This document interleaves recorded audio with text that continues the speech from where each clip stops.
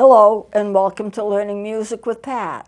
I'm going to start off by showing you this little purple instrument. It's purple is one of my favorite colors, and this is a wonderful little instrument. And excuse me, I believe that it's Peruvian. I believe it was made in Peru, but I want you to take a look at it. It's a bamboo instrument, and it has all kinds of flowers and designs on it. It was painted purple, and in the back of it, it has a tone hole. This is a tone hole. I don't know if you can pick it up or not, but there it is. Very small, and it's for your thumb.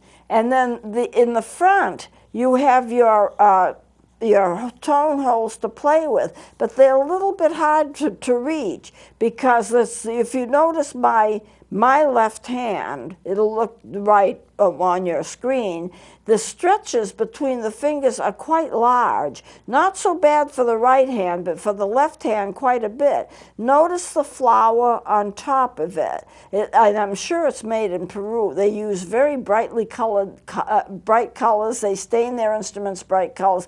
I'm going to play a few notes. It does play a little bit. It's not going to be anything to write home about, but it does play a little.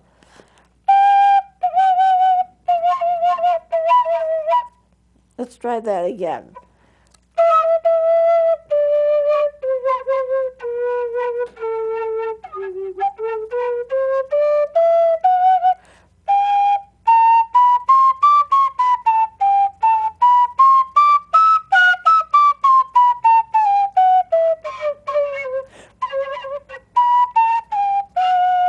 The lower notes aren't that great.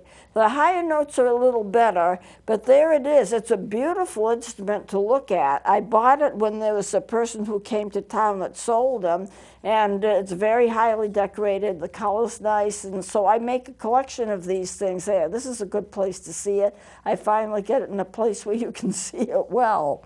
And the tone hole for the back, for the thumb hole, it's quite a ways away from your mouth, and then the fingers, I mean, your fingers are positioned in a little odd way. I mean, it doesn't look that odd as I look in the monitor, but the position of the thumb hole is not nearly as close to the first finger of your left hand as most recorders are. So it's very easy for your thumb to slip off that little hole, and that thumb hole is also very tiny. But there it is, a Peruvian instrument, very nice to look at, very beautiful color, and I thought I would bring it in to show you. I like to bring in instruments that you may not be able to see if I don't bring them in. Now, the last time we met, we were talking about how do you know what key you're in, and what does it matter what key you're in. When you have music, you have full steps, you have half steps, and the music is arranged according to keys and how many sharps and how many flats there are in the music. So I brought in some charts to show you, and we're going to start off with this first chart. It is a full-scale piano. What I meant is, even though that the keys are very small, there are 88 keys on this. If I were to pull it, you could see the end of it in either direction. So he's got it, but mainly where it needs to be. So I want to show you the parts of the piano, and then we're going to go on from that. So here's the piano, and here is middle C. It's almost directly in the middle of the chart. Not exactly. A piano, on a real piano, it's a little bit to the left of middle, but it's very close to the middle. I've colored it simply to make it easy to identify. This C is called the low C when you are actually playing a woodwind instrument, because it's the lowest note that you're going to be able to get on most woodwind instruments. So that is your low C. However, it's middle C to a piano because there are a lot of notes to the left and a lot of notes to the right.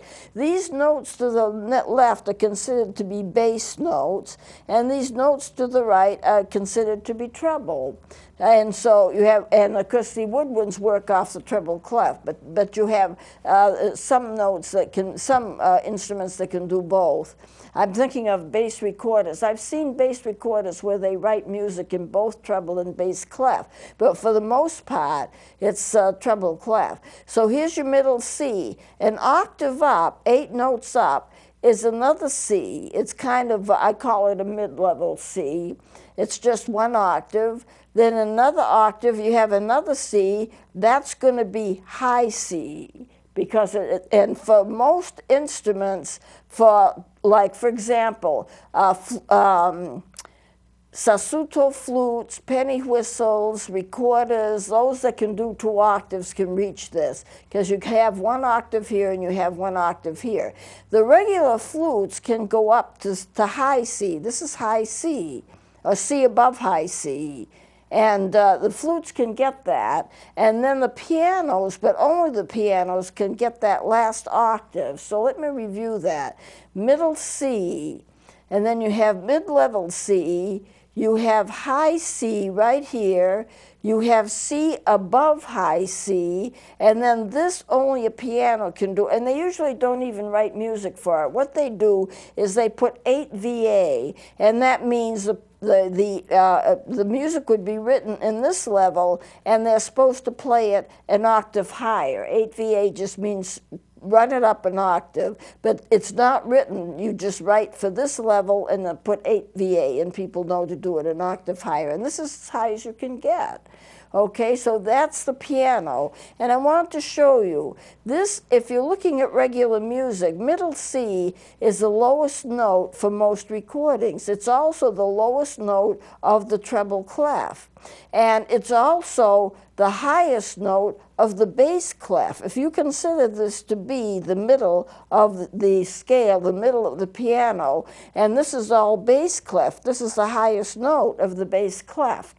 But if you're considering all of the notes in the treble clef, it's the lowest note. And if you see it written out on the staff, which I'll show you in a little while, it will be halfway between the high and the low. It'll be halfway between the treble clef and the bass clef. I do have, let me take this down just for a minute. Okay, let me show you this. I might put this back up. For this chart here, here's the middle C, and that's the middle C or the low C. Now, that you notice this is a treble clef. This is a treble clef, the signature for the treble clef. This is the bass clef. Middle C comes between the two. It's halfway between the bass and the treble clef, so it becomes the lowest note of the treble clef and the highest note of the bass clef. If you're looking at the piano, all your bass notes are here, all your treble notes are here, and that's, if you're looking at a staff, this is right in the middle. So middle C or low C is considered to be the same note. So if I write it, I can write it in such a way, I don't know if I have, I had a chart for this somewhere, but I'm not sure exactly where it is. Well, I'm not going to bother with that. So at any rate, this is a piano. Now, what makes this important is the fact that you can get your sharps and your flats. Your sharps and your flats are going to be all the black notes. All of the white notes are your major notes, the natural notes. Sharps and flats will be, for the most part, will be on the black notes. So if I put in, and maybe I should show a little larger chart, I'm going to move this and I'm going to show you this chart. I'm going to move them around a little bit. Here we are. This is going to be, I think, a little bit easier to see. There, that's good. C through C through C. It's not full scale. C through C through C. Those notes would be bass clef. These notes will be treble clef. And if you want sharps and flats, they're going to be basically the black notes. I can think of 1 or 2 exceptions, but I don't want to get into that right now. Supposing you want a C sharp is going to be right here on this black note. Supposing you want a D flat's going to be right here, the same note. C sharp, D flat, F sharp right here, G flat, same notes. These are enharmonic notes. They are the same note whether you do it, whether you write it in as a sharp or whether you write it in as a flat. They're the same note. But when do you do it? Well, if you're writing music and you have music in flats, then of course you write it in as a flat. So you would have, like, for example, this would be an A flat. If you're writing music in sharps, then you make that a G sharp. It's going to be the same note. The enharmonic note. So that's very interesting, because in order to understand how scales are made, you need to know how they're constructed. And as I've said before, and I'm going to review this with you, and I'm going to take this down for now and go back to this, let me see, I'll go back to this chart right here. In order to know what you are in, what key you're in, you do it according to fifths. You go every 5 note up, you add a sharp. And every 5 notes down, you add a sharp, you add a flat. So here we are at middle C right here. And I want to know where the key of G is, or the key of D, or the key of E flat, whatever. So let's start with the 5 count. C, D, E, F, G.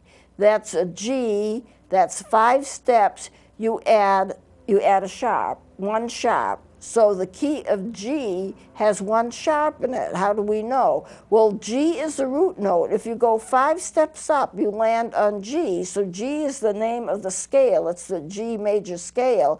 And it has 1 sharp. Now, you don't see the sharp here. It's not the G that's being sharped. And then it's the F that's being sharped. I'll go into that in a minute. G, A, B, C, D. You add another sharp, so there's your D. You have 2 sharps now. You have a C sharp and you have an F sharp. So you see, D is not the one that's sharp, but it's the root note. It's where you land. If you do the 5 count, it's where you land. So it's called the key of D, and the root note is the first note of the scale. So D, E, F, G, A. Here's another 5 notes, and you get into the key of A. You add another sharp, and that sharp is going to put it in G. G, F, and C sharp now are all sharp. So you just go up 5 by 5 by 5, C, D, E, F, G. G, A, B, C, D. Notice you don't take anything away, you just add. And you start on the note that you stopped on. D, E, F, G, A. A, B, C, D, E. E, F, G, A, B. B, C, D, E, F. And that's pretty much the total scale. And you add 1 sharp every 5 notes. Now, if you want to do it with flats, you just do it the other way. C, B, A, G, F. Now you're going to have 1 flat. It's not going to be the F that's flatted, however. It is going to be the B flat. Then F, E, D, C, B flat. That's going to be 2 flats. B, A, G, F, E. That's going to be 3 flats. And so you go all the way down the scale. Now, the recorders can't play all of that, but that's how it's figured out. And it is interesting, and I'm going to show you some other charts that I have in a notebook with me. I'm just showing you these bigger charts first to give you an idea of it. Now, let's look here. The low C is right here. I've marked it. And you can see it's below the staff a little bit, just below the staff. Why? Because it's in between the treble and the bass clef. So it's below the staff, and it has a line through it, and that's called a ledger line. This is your mid-level C right here. It's an octave up. This is this C right here. Now, I want to show you the ledger lines. This C right here is the high C, and it's got 2 ledger lines, one underneath it and one through it. It's going to be this C right here. Leading up to it is the B with 1 ledger line underneath, the A with a ledger line through, and the C with two ledger lines. And then when you get to the highest C that the flute can do, well, then you've got 5 ledger lines. And the piano can go 5 notes beyond that, 5 notes higher beyond that. But you can see why they don't write it out. You'd end up, if you played that, with a good 10 ledger lines. Who can read that? I mean, you'd look at it. If you're playing music that was fast, you would not be able to read it. There would be so many lines. So they stick a little VA, and it just plays it that octave higher. You just read that up an octave, but you'd be loaded down with lines. So that's how it runs here. Now, why do I want to show you that? Because I want to show you at some point how scales are constructed. So let me put up this chart to show you the enharmonic notes. An enharmonic note can be the same note whether it's flatted or whether it's sharp. So you C, D, E. Now this is a half step. Your scales are based upon half and whole steps. With the key of C, it's just simply C, D, E, F, G, A, B, C. And the reason why it's that way is that there's no sharps and there's no flats. So therefore, there's no sharp or flat right here, no black note right here. So therefore, from that E to an F, that's a half a step. And there's no black note between this B and this C. So therefore, that's a half step. So you have some half steps put in. Now, how does a scale get constructed? And I'm going to show you, like, for example, the C scale. You have C to D is 1 step. D to E is 1 step. But that E to F is a half step because there's no black note here. Then that F to G is a step. That G to A is a step. The A to B is a step. But that B to C is a half step. So what you get is a step, a step, a half step. Then another step, step, step, and half step. Well, how does that sound? I brought a little keyboard with me. And I'm going to, this plays only 1 note. So that's okay, that's all I need. It's kind of hard to do it when you're looking at it backwards. But here's your C. Here's your D, 1 step. And then from the D to the F, 1 step. But when you go to that B, that's a half a step because there's no black note here. Then you go to the G, which is a step, an A, which is a step, and a B, which is a step. But when you go to the C, that's a half step because there's no black note. So even though you figure out the keys by counting 5, A, B, C, D of G, G is 1 key, 1 sharp, you know, and then you go G to D, that's 2 sharps, and you count it by 5s. The root note isn't the note that's sharped or flatted. It tells you the key that it's in, but you know what the sharps and the flats are going to be if you follow the sequence of steps and half steps, because it's going to be the same for every major scale. Let's take D. This is the root note. The key of D has 2 sharps. From D to F is a step. From E to F sharp, now that's going to be a full step. And then from that to an A, there's going to be your half step. I don't think you can see this very well. G to A is a step. A to B, a step. B to E, a step. Whoops. And then you have the C sharp, sharp, and then you get to the high notes. It's very hard for me to see this because I'm looking at it backwards, but it's easier to show it with the C. So let me check with the C. C, D, E, F, G, A, B, C. The half steps are built in because the E to the F is a half step. The B to the C is a half step. And you have those 2 half steps, everything else is a whole step. So it is kind of confusing, but if you can think of it, that's the way that the scales are written. Now, we're about out of time, but on the next segment, I'm going to take a book I have here where I have all kinds of charts and things and explain to you exactly what it's like. This is kind of like an introduction to how music is written. Why would we want to know that? Well, if you're taking music lessons, you don't necessarily know that. You just learn how to play the instrument. You learn how to play the sharps and the flats. They have different fingerings, so you learn how to do that. But if you actually want to know how music is constructed and where it comes from and how the notes relate to each other, then you need to know some of these extra things. It just makes music fuller and more understandable. There's a lot of mathematics in music, and there's a pattern to music. And to understand that helps you a whole lot when you're learning how to play, just to get extra knowledge. It won't teach you how to play your instrument, but it'll teach you more about how music fits together and where it comes from. So we'll continue with this next time. Please join me then.